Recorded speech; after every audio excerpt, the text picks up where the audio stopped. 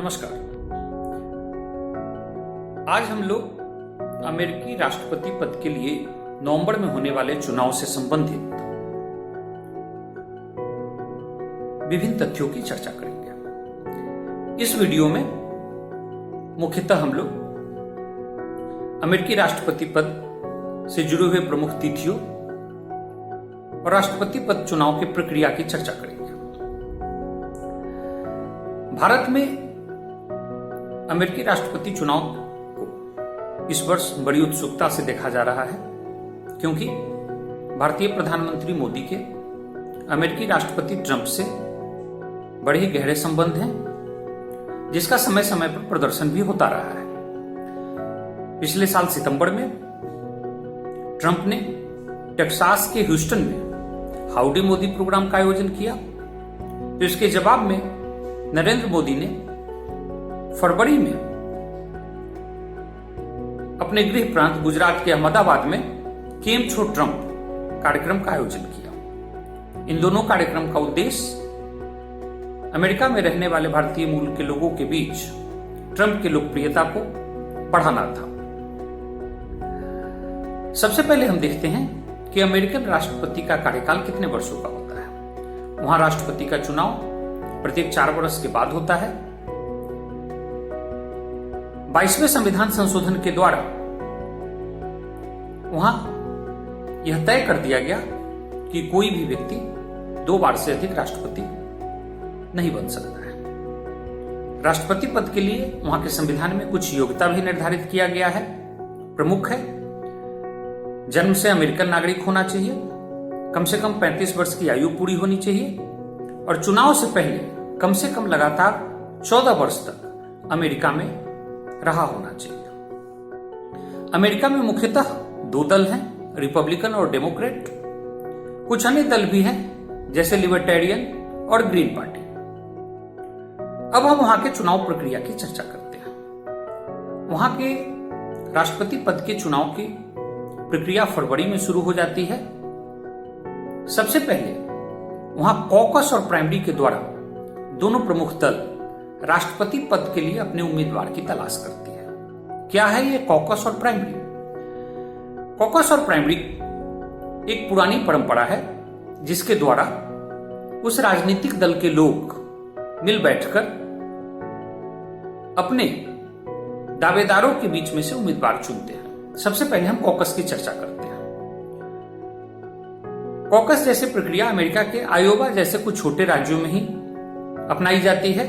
अधिकांश बड़े राज्यों में प्राइमरी जैसे प्रक्रिया को ही अपनाया जा रहा है। कॉकस का आयोजन राजनीतिक दल द्वारा किया जाता है, यानी इसमें जो खर्चे आते हैं उसका वहन राजनीतिक दल द्वारा किया जाता है। इसके तहत उस राजनीतिक दल के सदस्य किसी एक जगह पर एकत्रित होकर चर्चा करते हैं और राष्ट्रपति पद के उम्मीदवार के चुनाव से संबंधित डेलीगेट का चुनाव करते हैं। प्राइमरी का आयोजन राज्य सरकार या लोकल गवर्नमेंट के द्वारा किया जाता है। प्राइमरी 2 प्रकार के होते हैं, closed primary, open primary. Closed primary में उस राजनीतिक दल में रजिस्टर्ड जो वोटर होते हैं वो वोट डालते हैं और उस वोट के माध्यम से डेलीगेट का चुनाव करते हैं। जबकि ओपन प्राइमरी में कोई भी मतदाता अपने मत का प्रयोग करके किसी भी राजनीतिक दल के लिए उम्मीदवार को वोट करता है और उसके लिए डेलीगेट का चुनाव करता है। इस प्रकार से ज्यों-ज्यों कॉकस और प्राइमरी आगे बढ़ता है, यह तय होता जाता है कि किस राजनीतिक दल से कौन सा उम्मीदवार इस बार राष्ट्रपति पद के लिए आगे आ रहा है। जैसे जैसे कॉकस और प्राइमरी आगे बढ़ता है, उम्मीदवारों की संख्या घटती जाती है, क्योंकि उन्हें जनता के बीच या अपने पार्टी सदस्यों के बीच समर्थन का पता भी चलता जाता है। चूंकि एक दल के भी विभिन्न प्रतियोगी को अपने नीति और कार्यक्रम को फैलाने और उसका प्रसार करने के लिए काफी फंड की आवश्यकता होती है, और जब इन प्रतियोगियों को अपने समर्थन का अंदाजा लगने लगता है, तो ऐसे में ये अपने प्रचार के लिए जो बहुत बड़े संसाधन की आवश्यकता होती है उसमें व्यय नहीं करना चाहते हैं और अपना नाम वापस ले लेते हैं, तथा जो प्रतियोगी ऊपर टक्कर में बने होते हैं उसमें से किसी को ये अपना समर्थन दे देते हैं। इस प्रकार से जून आते आते डेमोक्रेट पार्टी में यह स्पष्ट हो गया कि जो बिडेन इस बार राष्ट्रपति पद के उम्मीदवार बनेंगे। फरवरी में जब यह प्रक्रिया शुरू हुई थी तो डेमोक्रेटिक पार्टी में करीब 29 दावेदार थे, लेकिन अंतिम समय आते आते 3 ही लोगों में संघर्ष रह गया, जो बिडेन, बर्नी सैंडर्स और तुलसी गाबार्ड। ये भारतीय मूल की महिला थी। जहां तक रिपब्लिकन पार्टी का बात है तो शुरू में ट्रंप को कुछ चुनौती मिली, लेकिन कुछ ही दिनों के बाद पार्टी के अंदर से उन्हें चुनौती मिलनी बंद हो गई। प्रायः ऐसा होता है कि जब भी कोई सिटिंग राष्ट्रपति दोबारा राष्ट्रपति पद पर आसीन होने का इच्छुक होता है तो उनके अपने दल से उन्हें चुनौती कम ही मिलती है। इस प्रकार से जून के खत्म होते होते तय हो गया कि इस बार का मुकाबला ट्रंप और जो बाइडेन के बीच में होने वाला है। इसके बाद भूमिका आती है नेशनल कन्वेंशन की। क्या है नेशनल कन्वेंशन? इसमें दोनों दल के बड़े नेता एकत्रित होते हैं और अपने अपने दल के राष्ट्रपति पद के उम्मीदवार की घोषणा करते हैं। डेमोक्रेट का नेशनल कन्वेंशन जुलाई में होता है, जबकि डेमोक्रेट का नेशनल कन्वेंशन अगस्त के महीने में होता है। इस वर्ष कोरोना के कारण डेमोक्रेट के भी नेशनल कन्वेंशन का आयोजन अगस्त के महीने में ही किया गया। यह आयोजन विस्कॉन्सिन के मिलवॉकी में हुआ, जहां पर जो बाइडेन को राष्ट्रपति पद का उम्मीदवार घोषित किया गया। इसके बाद जो बाइडेन ने अपने रनिंग मेट की घोषणा की। रनिंग मेट मतलब उपराष्ट्रपति पद के उम्मीदवार की। उन्होंने कमला हैरिस को उपराष्ट्रपति पद का उम्मीदवार बनाया। इसी प्रकार से रिपब्लिकन का नेशनल कन्वेंशन नॉर्थ कैरोलिना के चार्लोटी में हुआ, और जहां पर ट्रंप ने माइकल पेंस को अपना रनिंग मेट घोषित किया। माइकल पेंस अभी वर्तमान में भी अमेरिका के उपराष्ट्रपति हैं। इसके बाद सितंबर अक्टूबर में फंड रेजिंग, डिबेट एवं प्रचार का कार्य शुरू होता है। अमेरिकन चुनाव काफी खर्चीला होता है, इसीलिए वहां चुनाव लड़ने के लिए बहुत बड़े फंड की आवश्यकता होती है। ऐसे में सितंबर और अक्टूबर का महीना फंड रेजिंग के लिए रखा गया है। इसके बाद डिबेट का मौका आता है। दोनों प्रमुख प्रत्याशी विभिन्न ज्वलंत मुद्दों पर डिबेट करते हैं, जिसे प्रत्यक्ष और इलेक्ट्रॉनिक माध्यम से करोड़ों वोटर देखते हैं। इसमें फैक्ट और प्रेजेंटेशन का बड़ा महत्वपूर्ण योगदान होता है, क्योंकि जो भी फ्लोटिंग मतदाता होते हैं इस डिबेट को देखकर ही अपना मन बनाते हैं। इस वर्ष इस प्रकार के 3 डिबेट निर्धारित हैं। 29 सितंबर का डिबेट ओहायो के क्लीवलैंड में होगा। 15 अक्टूबर का दूसरा डिबेट फ्लोरिडा के मायामी में होगा, और 22 अक्टूबर का तीसरा डिबेट टेनेसी के नैशविल में होगा। इस प्रकार का एक डिबेट दोनों उपराष्ट्रपति पद के उम्मीदवारों के बीच भी होगा, जो यूटा स्टेट के सॉल्ट लेक सिटी में 7 अक्टूबर को आयोजित होगा। भारत में भी ऐसे डिबेट की मांग सन 2009 में लालकृष्ण आडवाणी के द्वारा की गई थी। उनको ऐसा लगता था कि अगर प्रधानमंत्री पद के दोनों उम्मीदवार यानी लालकृष्ण आडवाणी और मनमोहन सिंह के बीच इस तरह की कोई डिबेट हुई तो वे आसानी से मनमोहन सिंह को पीछे छोड़ देंगे। लेकिन भारतीय चुनावी प्रक्रिया में इस तरह का कोई आयोजन अब तक नहीं हुआ है, इसलिए ऐसा नहीं हुआ। लेकिन एक इंटरेस्टिंग फैक्ट आपको बताऊं कि भारत के जवाहरलाल नेहरू यूनिवर्सिटी के प्रेसिडेंशियल चुनाव में इस तरह के डिबेट की परंपरा रही है। अब हम बात करते हैं कि वहां चुनाव होता कैसे है। वहां की जनता राष्ट्रपति पद के उम्मीदवार के लिए डायरेक्ट वोट नहीं करती है। अमेरिकन वोटर राष्ट्रपति पद के चुनाव के लिए डेलीगेट का चुनाव करते हैं, जिसे इलेक्टोरल कॉलेज का मेंबर कहा जाता है। अमेरिका के सभी राज्यों को मिलाकर कुल 538 इलेक्टोरल कॉलेज के मेंबर होते हैं, जिनमें से राष्ट्रपति बनने के लिए आधा से 2 अधिक 270 का समर्थन मिलना आवश्यक होता है। जिस राज्य में जिस दल को ज्यादा मत मिलते हैं, वहां के लिए निर्धारित सारे डेलीगेट के वोट एक ही पार्टी को चला जाता है। इसको भारत के कॉन्टेक्स्ट में ऐसे समझा जा सकता है। मान लीजिए कि उत्तर प्रदेश में इलेक्टोरल कॉलेज के कुल 80 मेंबर चुने जाने हैं। वर्तमान में वहां लोकसभा सदस्यों की भी संख्या 80 है। तो सीधे सीधे समझने के लिए हम ऐसे ही लेते हैं कि प्रेसिडेंशियल इलेक्शन के चुनाव के लिए 80 डेलीगेट का चुनाव उत्तर प्रदेश से हो रहा है। अब वहां पर चुनाव हुए और उस चुनाव में कुल 80 लाख वोट भाजपा को मिले और 79 लाख वोट कांग्रेस को मिले। मतलब 80 लाख वोट बीजेपी को मिले और 79 लाख वोट कांग्रेस को मिले। ऐसे में वहां के लिए निर्धारित कुल 80 मेंबर भाजपा के ही जीत जाएंगे। इसे दूसरी तरह से देखते हैं।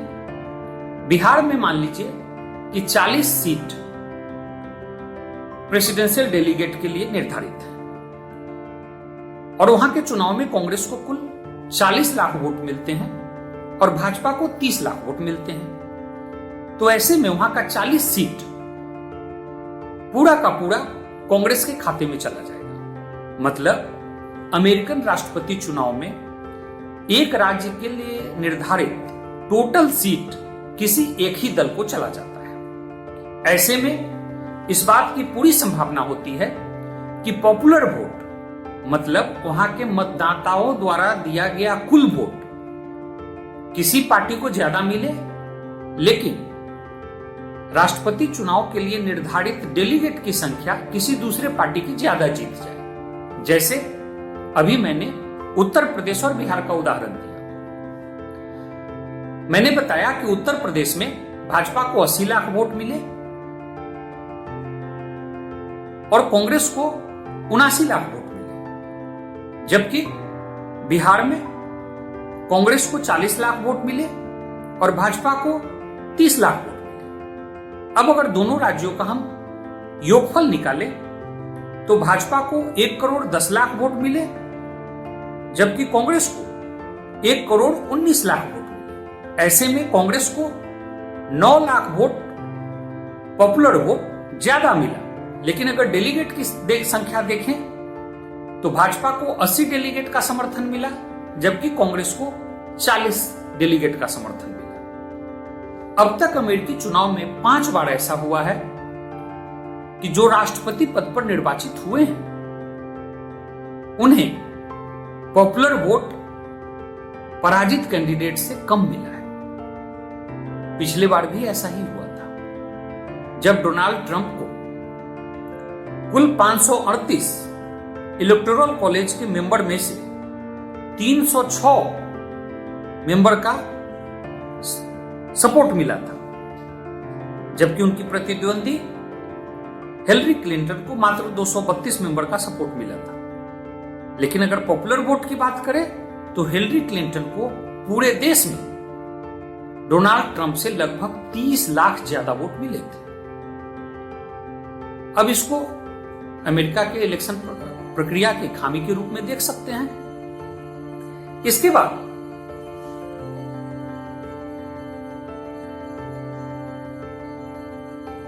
ये डेलीगेट इकट्ठा होकर अमेरिकन प्रेसिडेंट को वोट करते हैं। ये डेलीगेट उस राजनीतिक दल से जुड़े हुए लोग होते हैं और ये राष्ट्रपति पद के लिए जो उम्मीदवार घोषित होते हैं उनके लिए प्लेज्ड होते हैं, यानी एक शपथ पत्र से बंधे होते हैं कि ये उन्हें ही वोट देंगे, अपनी बात से ये मुकरेंगे नहीं। लेकिन इसके भी उदाहरण मिलते हैं कि जब ये राष्ट्रपति पद के लिए निर्धारित उम्मीदवार को ये डेलीगेट वोट करते हैं तो कुछ क्रॉस वोटिंग भी हो जाती है। जैसे पिछली बार हिलरी के कोटे में जीते 5 मेंबर ने ट्रंप को वोट कर दिया, जबकि ट्रंप के कोटे के जीते हुए 2 मेंबर ने हिलरी क्लिंटन को वोट कर दिया। लेकिन अब तक ऐसे कोई उदाहरण नहीं मिले हैं कि इस क्रॉस वोटिंग के चलते कोई वहां बहुत बड़ा उठापटक हो गया हो। इसके बाद एक स्थिति उत्पन्न होती है